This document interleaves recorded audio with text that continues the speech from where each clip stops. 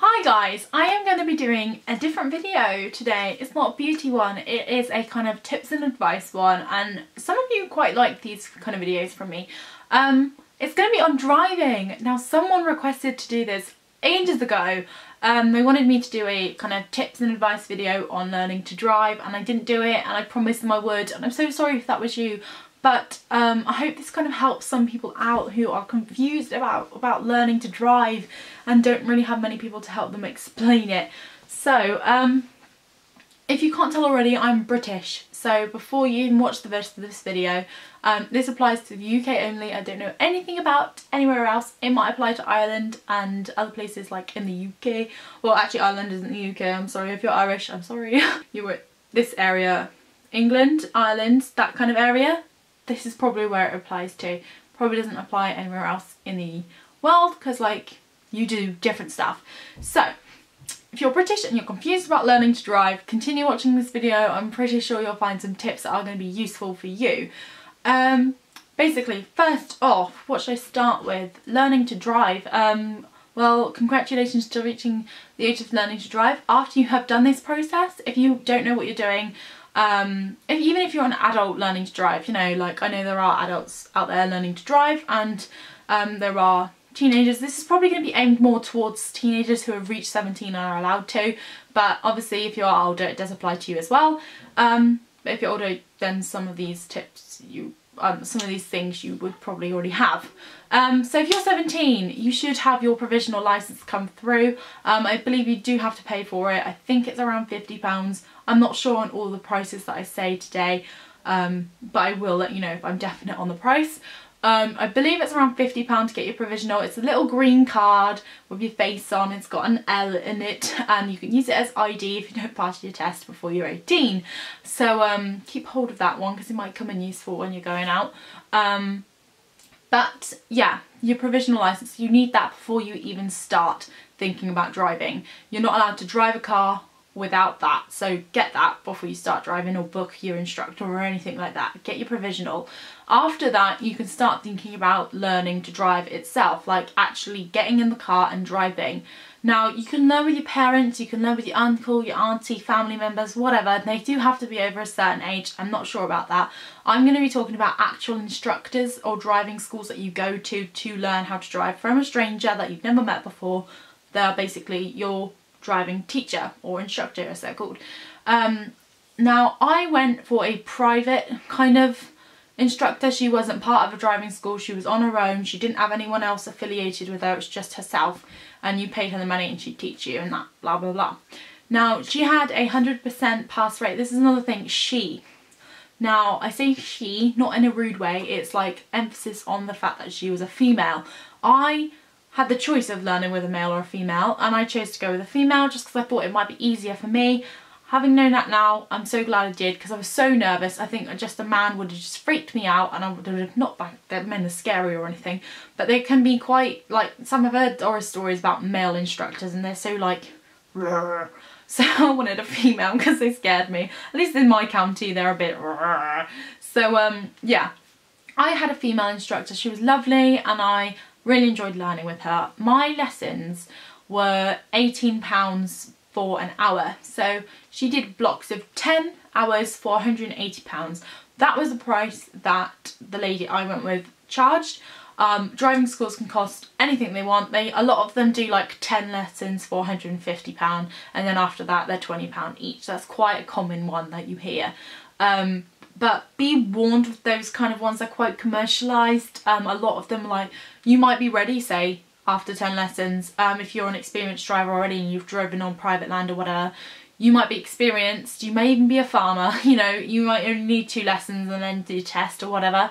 But they kind of like rook you in a way. They kind of think, no, you need a few more lessons, then you've got to pay full price for the next few lessons, and then you have to pay full price for the practical and all of this stuff. So you just be careful those kind of like commercialised, oh, for £10, blah blah blah, 10 lessons, sorry, you'll get this and that. Just be careful. Obviously getting to know what kind of driving school you're going to go for, look on the internet, ask your friends. The likelihood is a lot of your friends might have already started driving. It's all word of mouth at that age, and go with who you feel comfortable with. Another point, if you don't like your instructor, change. If you're in a driving school, you can change the instructor. You can say, I don't like that person, I would like to learn with someone else, please. They will change it. You can still pay your money, whatever. You can change the person, it's fine. Do not carry on if you hate the person, you don't get on with them, because your driving learning experience will just be ruined and you will hate driving. Just change the instructor. Having a good instructor is so important.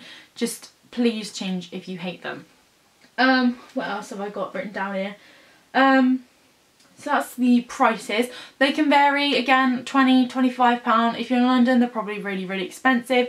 I'm in the southwest, so that's how much they are here. I don't know if they're more expensive in cities or whatever, but they can be pricey. It is very expensive. Obviously, it depends on how long you take to actually learn to drive as well.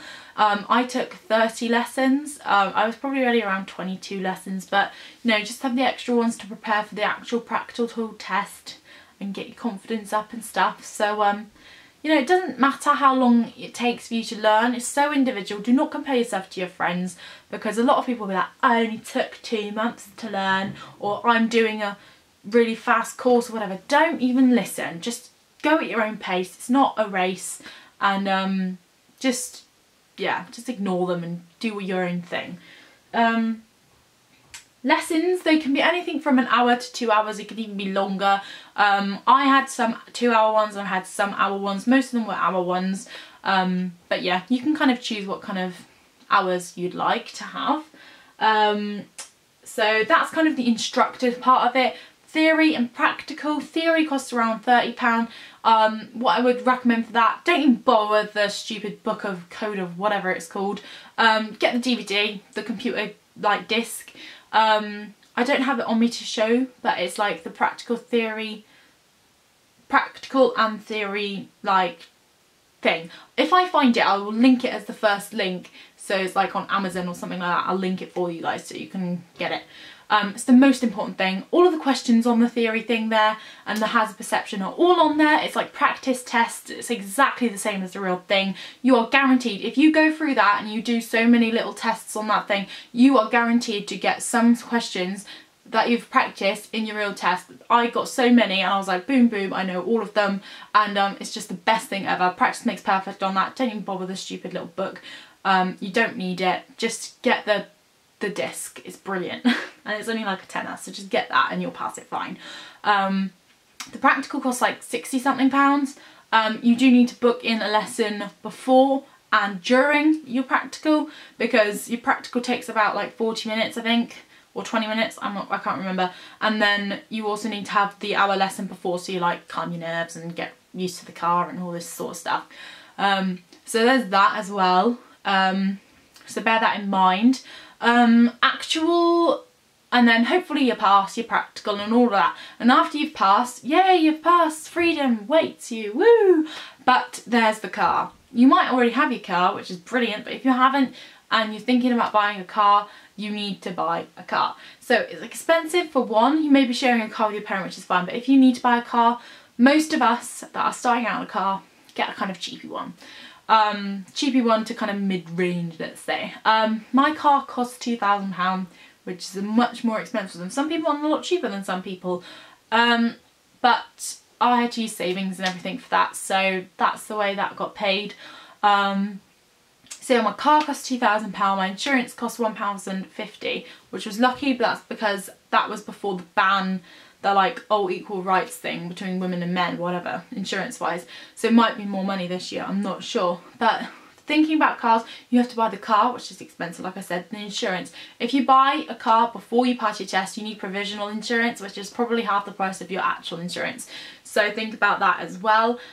When you're insuring your car, get your parents or guardians or whoever you live with on your insurance as well, because it's just a good thing to have on your car just in case they need your car or you need to share or do something. Just get someone else insured on your car as well as like a second driver or whatever.